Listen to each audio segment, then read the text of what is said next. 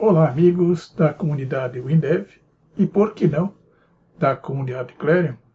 Sejam bem-vindos à aula 79, onde vamos trabalhar mais alguns itens da forma que se usa o TPS UDBC para ler arquivos do Clarion.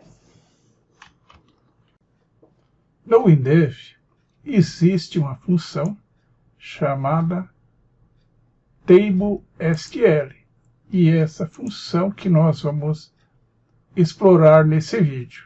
Então, na opção de seleção, nós colocamos OpenShield WinTabela.SQL. Nessa janela WinTabela.SQL, nós criamos um controle tabela com duas colunas, no name1 e no name2.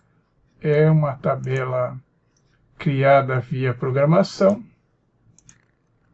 Então aqui tem coloname 1, coloname 2, não tem bind, né? Então é totalmente via programação.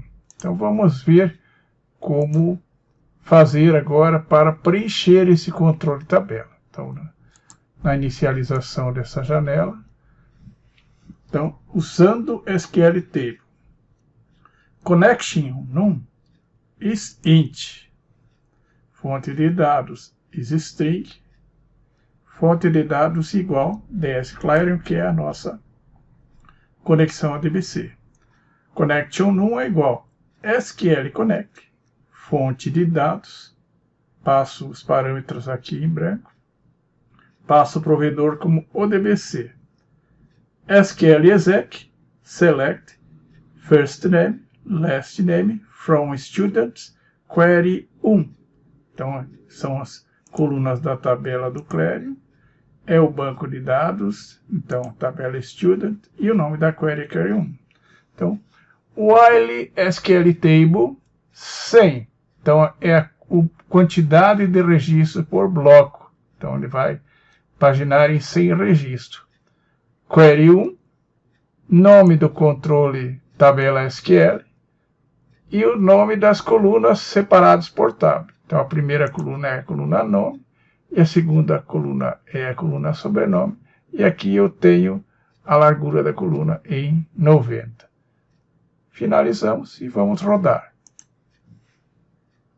Acessando a tabela SQL, veja que ele preencheu aqui com os registros da minha query SQL, oriunda de um banco de dados TPS, uma tabela TPS.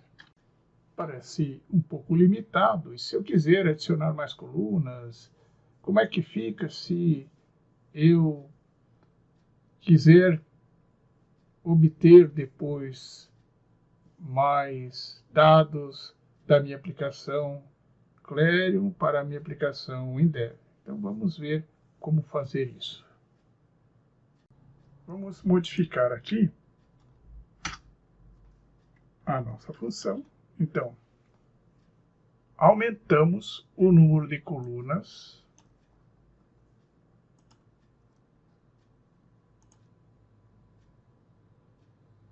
na SQL exec. Tá? Como eu criei um controle tabela com apenas duas colunas, eu vou usar a função control-clone do WinDev para clonar a coluna número 1, passando para ela o endereço, e a coluna número 2, passando para ela a cidade.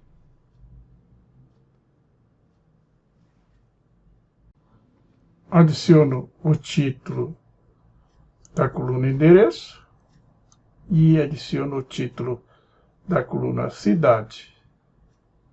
Naturalmente, eu posso incluir quantas colunas serão desejadas, mas eu, no caso aqui, vou apenas colocar só essas para dar uma ideia de como funciona o comando SQL Table. Lembrando que aqui, então, eu estou paginando de 100 em 100 registros. Feito isso, eu posso rodar agora a minha aplicação com os novos parâmetros. Acessamos tabela SQL e note que ele colocou mais 2 colunas no meu controle de tabela. Desejo agora que as 2 primeiras colunas sejam preenchidas em caixa alta. Então, para cada linha da tabela SQL, eu uso Upper Table SQL Coloname 1 ou Coloname 2. Executando. Notem que agora as 2 colunas aparecem em caixa alta. Aprendemos nesta videoaula como trabalhar com a função SQL Table.